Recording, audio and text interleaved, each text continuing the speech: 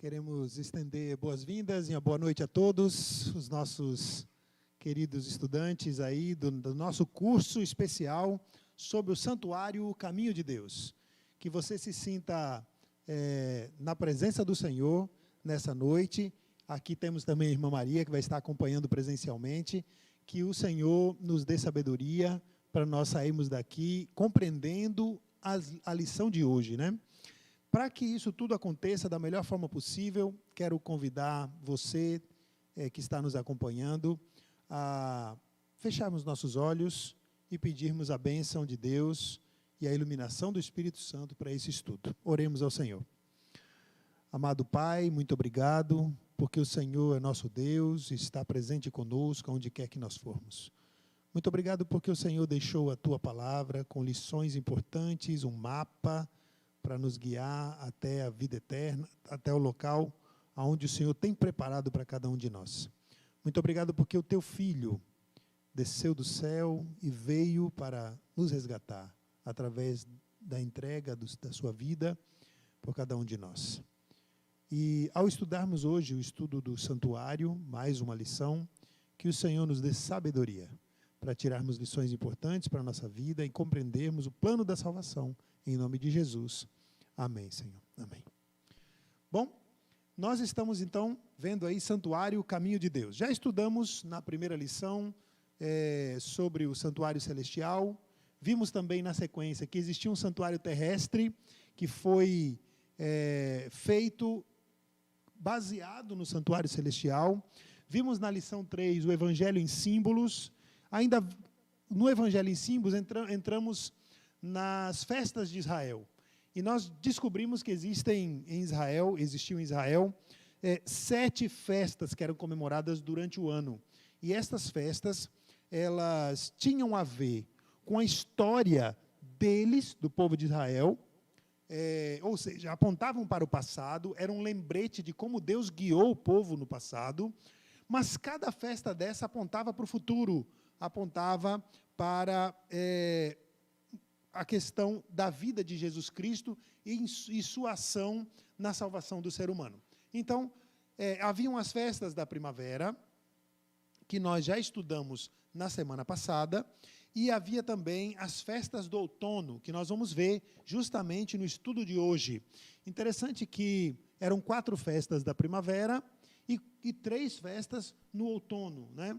E as 4 primeiras festas, as festas da primavera, apontavam e se cumpriram na primeira vinda de Cristo. Então, você tem ali a festa da Páscoa, simbolizando a libertação do ser humano, né, através do sangue do Cordeiro, Cordeiro de Deus que tira o pecado do mundo. Você tinha, na sequência, a festa dos pães asmos, simbolizando que o corpo de Cristo não tinha pecado, então os pães que eram utilizados eram pães sem fermento, porque o fermento na Bíblia é símbolo de pecado.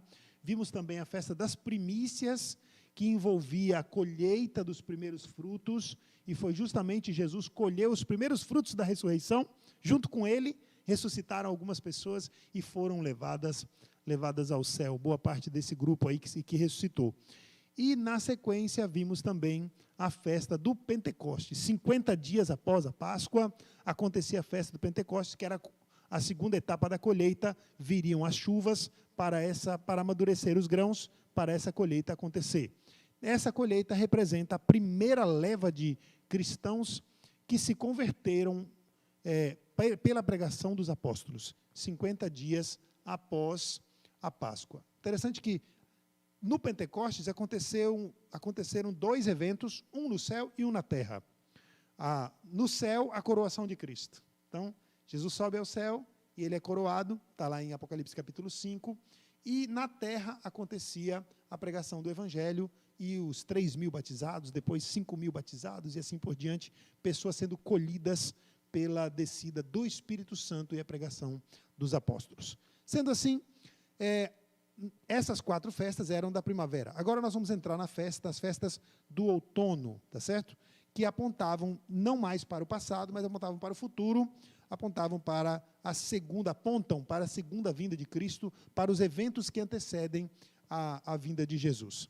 Então, vamos lá. Qual era a 5ª festa celebrada por Israel? Vamos lá para Levítico 23, que é o capítulo mais completo sobre essas festas, né?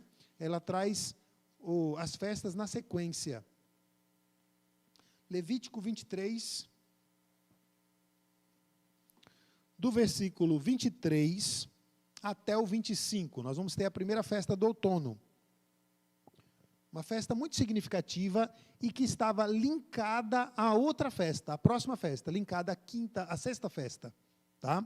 Então, olha o verso 23, Levítico 23, verso 23 até o 25. Disse mais o Senhor a Moisés: fala aos filhos de Israel, dizendo: no mês 7º, ao 1º do mês, tereis descanso solene, memorial, com sonidos de trombetas, santa convocação, nenhuma obra servil fareis, mas trareis oferta queimada ao Senhor.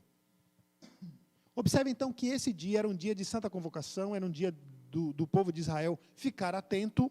Eles não deveriam trabalhar nesse dia, mas eles deveriam sim observar o dia do toque da trombeta. Interessante que estas trombetas, o nome da festa era a Festa das Trombetas, ela não era trombeta de prata metálica, era trombeta feita de corneta de chifre, né? Chifre de carneiro. Essa trombeta ela era tocada 10 dias antes da seguinte festa, e você vai entender por quê. Porque essa trombeta ela tinha um significado de um chamado, acordar o povo para a festa que viria 10 dias depois, que era uma das festas principais do povo de Israel. Quase o fechamento do ano, e eles tinham essa festa que acontecia 10 dias depois da festa das trombetas. Mas vamos ver então o significado da festa das trombetas em Apocalipse capítulo 10, versículo 7. Se você quiser deixar marcado o Levítico 23, nós vamos voltar para lá em breve. Mas vamos para Apocalipse 10, para a gente visualizar o significado da festa das trombetas. Apocalipse 10, versículo 7. Vamos ler o 10, 7, 11, 7, e diz assim: mas nos dias da voz do 7º anjo, quando ele estiver para tocar a trombeta, cumprir-se-á então o mistério de Deus, segundo ele anunciou aos seus servos, os profetas. Verso 11, então me disseram: é necessário que ainda profetizes a respeito de muitos povos, nações, línguas e reis. Então você observa aí que o anjo toca a trombeta. Nesse caso aqui, dos israelitas, o pessoal tocava a trombeta para anunciar a chegada da sexta festa. A sexta festa era extremamente importante. No capítulo 14, versos 6 a 12, você tem aqui os anúncios de anjos voando pelo meio do céu. Verso 6 diz assim: vi outro anjo voando pelo meio do céu, tendo um evangelho eterno, olha aqui, para pregar aos que se assentam sobre a terra, e a cada nação, e tribo, e língua, e povo, dizendo em grande voz: temei a Deus e dai-lhe glória, pois é chegada a hora do seu juízo, e adorai aquele que fez o céu, a terra, o mar e as fontes das águas. Observe que aqui é como se fosse uma trombeta soando, uma pregação, um anjo, uma mensagem especial, anunciando a chegada do juízo de Deus, e conclamando o povo para adorar aquele que fez, ou seja, adorar o Criador. Então, há um chamado para o povo despertar, porque o juízo de Deus está às portas. Então, a festa das trombetas, 10 dias antes da festa da expiação, era um prenúncio, era um anúncio, era um chamado, era um chacoalhão no povo: se preparem, porque o juízo está chegando, o dia do juízo está chegando. Observe que ainda há dois anúncios, né, dois mensageiros. Verso 8 diz: seguiu-se outro anjo, o segundo dizendo: caiu a grande Babilônia, que tem dado a beber a todas as nações da fúria da sua prostituição. Essa é a segunda mensagem angélica. E a terceira, seguiu-se a esse outro anjo, o terceiro dizendo em grande voz: se alguém adora a besta e a sua imagem, recebe a marca na fronte ou sobre a mão, também este beberá do vinho da cólera de Deus, preparado sem mistura do cálice da sua ira, e será atormentado com fogo e enxofre diante dos anjos e da presença do Cordeiro. Bom, aqui você tem então 3 anjos anunciando, chacoalhando o povo, preparando o povo para o que vem na sequência. Era o juízo de Deus, e depois você observa que lá na frente, no verso 14, você vai ter a ceifa. A ceifa envolve a colheita que Deus vai fazer na terra, colhendo aqueles que o aceitaram para a salvação. Tá? Então, observe que existe uma sequência. Anúncio do juízo, aí vem a festa do juízo, né? A expiação. Na sequência, você tem a volta de Jesus. Tá bom? Então, aqui está muito claro. Observe, então, que a festa das trombetas, ela aconteceu, ela começou a se cumprir, ela já se cumpriu, viu? E está se cumprindo ainda, que é o anúncio do juízo de Deus. A festa das trombetas, ela iniciou o seu cumprimento no século XIX, quando houve um grande despertamento espiritual, anunciando que o fim dos 2.300 anos de Daniel 8,14. Quando Daniel 8,14 completa ali as 2.300 tardes e manhãs, o santuário será purificado. O que é a purificação do santuário? É o juízo de Deus. Quando os pecados acumulados durante o ano inteiro eram retirados ali, simbolicamente, e lançados sobre o originador do mal. Tá certo? Então, nós vamos ver isso com calma. Observe que, vamos lá para Joel, capítulo 2, versículo 1, você vai perceber o link que existe entre o toque da trombeta e o dia do Senhor. E o dia do Senhor envolve aqui juízo. Joel é um livrinho bem pequenininho, fica após Daniel ali, você tem Oséias, aí você tem Joel. É bem pequenininho. Joel 2, verso 1, o texto diz assim: tocai a trombeta em Sião, e dai voz de rebate no meu santo monte, perturbem-se todos os moradores da terra, porque o dia do Senhor vem e já está próximo. Então observe que na hora que, antes do dia do Senhor, que o dia do Senhor, algumas pessoas pensam assim, o dia do Senhor é a volta de Jesus. Ok, mas é um dia de juízo. Então, antes da volta de Jesus, tem o período do juízo, que as pessoas são julgadas e preparadas para ressuscitar na primeira ressurreição ou na segunda ressurreição. Os que ressuscitam na primeira ressurreição passaram no juízo sem condenação. Mas os que ressuscitam na segunda ressurreição, após o milênio, esses passaram no juízo condenados. Então, nós temos aqui o dia do Senhor, envolve juízo, não apenas volta de Jesus, envolve retribuição. Tá certo? Então, a trombeta, para ficar bem resumido aqui, era um prenúncio, um anúncio da festa posterior, a festa que viria em seguida, a festa que envolvia o juízo de Deus, o dia da expiação, a purificação do santuário. Qual era, então, a sexta festa? Vamos trabalhar com mais detalhes nessa sexta festa. Vamos para Levítico 23, verso 26 até o 28.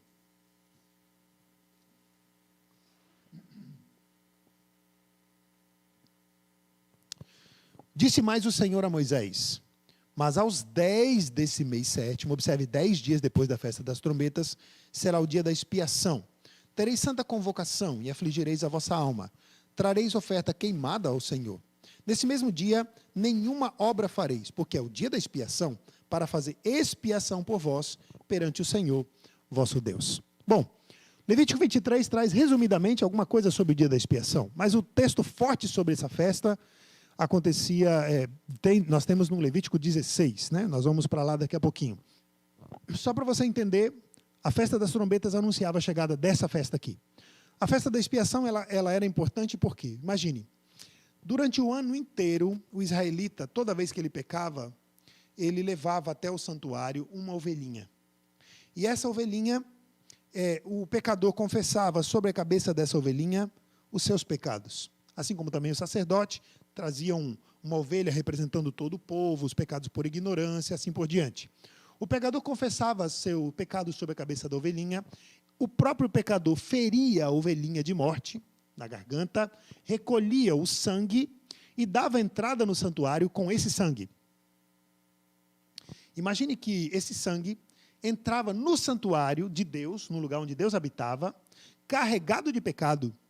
Isso ia contaminando o santuário durante o ano, porque o pecado é contaminação. O pecado contaminou o ser humano, contaminou a terra e contaminou o céu. Não dá para dizer que não contaminou o céu, por duas razões. Primeiro, porque o pecado surgiu no céu. Surgiu com um anjo no céu. Segundo, porque todas as vezes que eu e você confessamos nossos pecados, nos arrependemos, esses pecados vão parar no registro do céu. Há um registro. Todo pecado que existe na terra, todo pecador e os seus atos pecaminosos, existe um registro feito por um anjo relator. Ele registra os nossos erros. E esses registros estão guardados no santuário. Então, existem livros no santuário que contêm o registro dos pecados. E isso contamina o céu, contamina o santuário de Deus.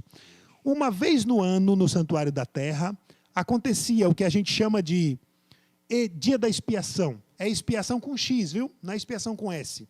Expiação com S é de expiar, né? Expiação com X é de apagar, de perdoar, de purificar, de limpar. Tá certo? Então, uma vez no ano, acontecia o dia da expiação. E como é que acontecia isso?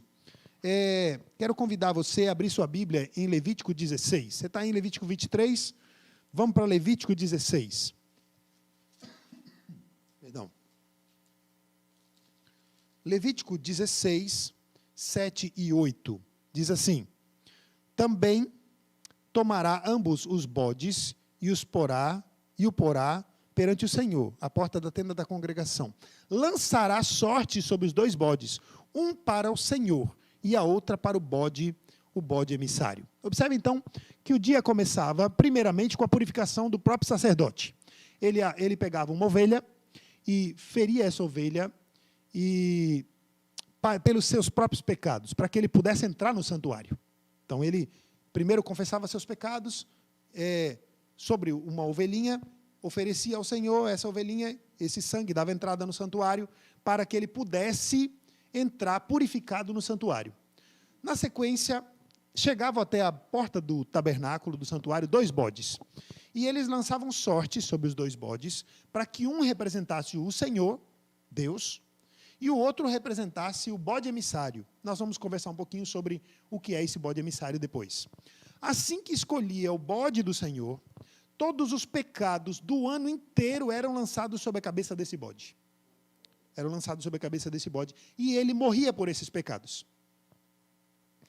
Logicamente que Jesus Cristo morre por todos os pecados do mundo, mas somente aquele que nele crê é que verdadeiramente é perdoado. Aquele que aceita o sangue do Cordeiro é perdoado. Sendo assim, o sacerdote entra no santuário com o sangue do bode, entra o bode do Senhor, aquele que morreu pelos pecados, dá entrada no santuário, e os pecados do ano inteiro são expiados, apagados. Na sequência, o sacerdote sai do santuário com um símbolo. Simbolicamente, ele carrega os pecados não perdoados. E os pecados perdoados também, e ele lança na cabeça do segundo bode. O segundo bode que está lá fora, esperando. Por quê? O primeiro bode representa o Senhor, que morreu pelos nossos pecados. O segundo bode, ele não morre. Ele é levado vivo ao deserto. Interessante que ele carrega os pecados acumulados, porque ele é o originador do mal. Então, um bode representa o Senhor e o outro bode representa Satanás, que é o responsável por levar a mim e a você ao pecado. Embora eu também seja responsável pelos meus pecados, cada um é responsável pelos seus pecados, mas no fundo, quem levou cada um a pecar? Por exemplo, quem levou Adão e Eva a pecar? Quem levou Caim a pecar? Quem foi o responsável pela tentação, por levar cada ser humano à indecisão ou a decidir do lado errado? Foi Satanás. E ele começou todo o problema do mal e do pecado. Então, no fim de tudo, todos os pecados não confessados e os pecados confessados também são jogados nas costas desse bode, que representa a Satanás. E esse bode era levado ao deserto e solto no deserto. E ao ser solto no deserto, ele não morria pelos pecados. Ele morria de sede, de fome, lá no deserto. Mas ele não era sacrificado pelos pecados, como Cristo foi. Cristo foi sacrificado pelos pecados, mas esse bode não, porque Satanás não morre por nós. Satanás ele vai pagar pelos seus erros e também pelos erros daqueles que ele levou ao pecado, certo? O que acontece é que esse ritual do dia da expiação era um símbolo do juízo de Deus. Vamos para Daniel capítulo 8, 14. Daniel 8, 14.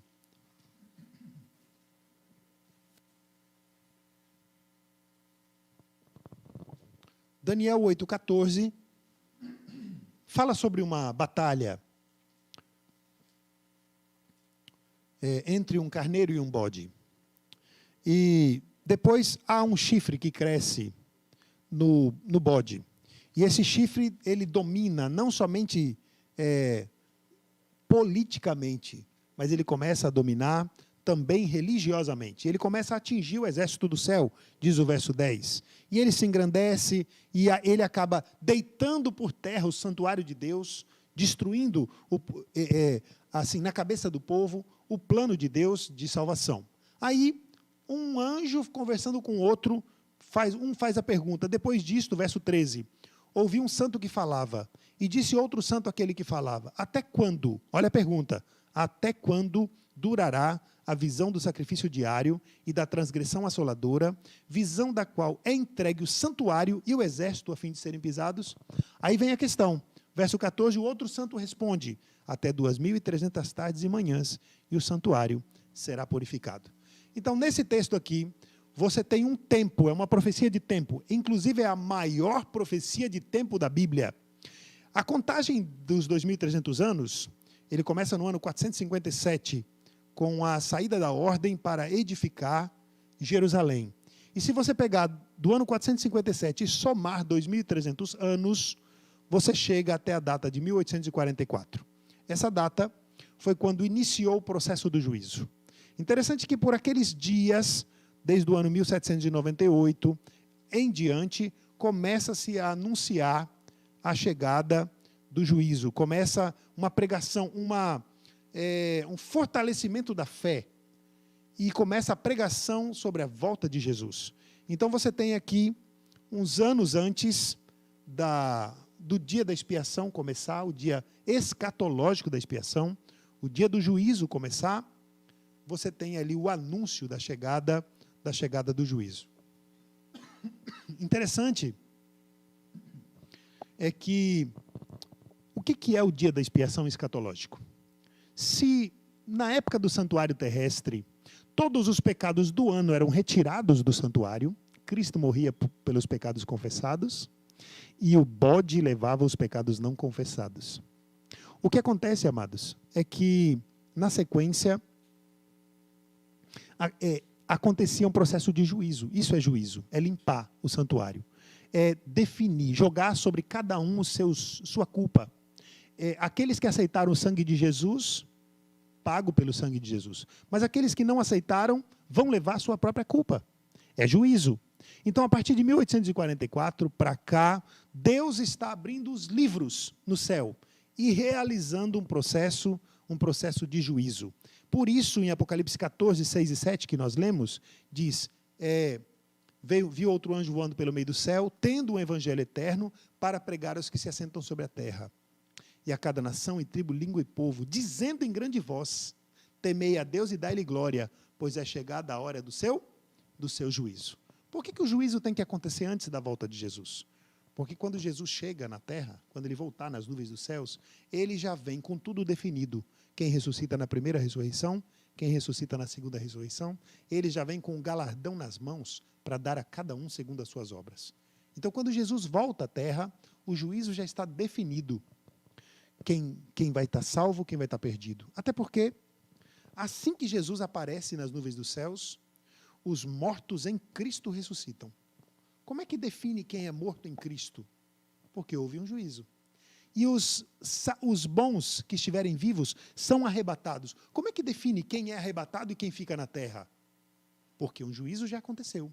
Então, há uma prévia, há um juízo que antecede a volta de Jesus. Quando Jesus volta, já está tudo definido. Quem vai para o céu e quem não vai para o céu. Então, isso é o dia da expiação. Interessante que o dia da expiação, ele era um dia de santa convocação. O povo de Israel tinha que afligir a sua alma, confessar seus erros, seus pecados, e deviam esperar com uma grande expectativa, um preparo especial, porque lá dentro do santuário, Deus estava aceitando o sacrifício ou não, feito pelos pecados que estavam sendo confessados, e o povo se arrependendo do lado de fora da tenda da congregação. Ok? Então, basicamente, isso aí é a segunda festa do outono. Agora vamos para a terceira festa. Vamos lá para Levítico 23. É a última festa de Israel, do calendário anual de Israel. Levítico 23, 33 a 36.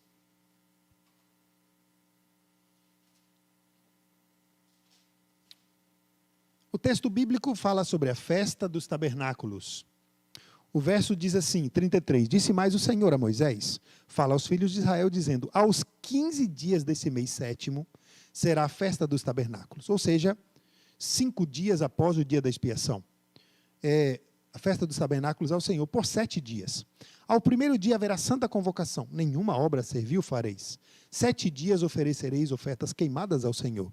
E ao 8º dia tereis santa convocação, e oferecereis ofertas queimadas ao Senhor. É reunião solene, nenhuma obra servil fareis. Então observe que a última festa é a festa dos tabernáculos. Essa festa é lindíssima, porque ela representa o fim do pecado, o fim da dor, o fim da morte. Ela representa a aceitação de Deus, ela representa a colheita final dos frutos. A festa dos tabernáculos acontecia de forma maravilhosa. Primeiro, era uma festa da alegria, da gratidão. Primeiro, por causa da safra do fim do ano, que era recolhida, garantindo a subsistência de todos. Também era a festa que relembrava que Deus havia perdoado os pecados, porque na festa anterior era a festa do juízo, a festa do perdão, a festa da condenação para aqueles que não aceitaram o perdão de Deus. Então, o dia da expiação, quando passava o dia da expiação, parece que um peso saía das costas do povo para eles celebrarem a festa dos tabernáculos. Nessa festa, eles habitavam em tendas, lembrando o período que eles habitaram no deserto. E havia um momento, uma cerimônia chamada cerimônia da água, né, em que derramavam sobre o altar do holocausto, com vaso de ouro, água, comemorando os tempos em que Deus forneceu água abundante num deserto. O povo de Israel caminhando no deserto, Deus fornecia água. Além disso, havia também uma coluna de fogo, né, um momento do fogo, candelabro, grandes candelabros, lembrando a coluna de fogo que aqueceu os israelitas durante suas frias jornadas no deserto. Com imensa alegria, eles cantavam salmos ao som de instrumentos musicais. Qual era, então, o símbolo? O que essa festa simbolizava? Vamos lá para Apocalipse, capítulo 7, verso 9 e 10.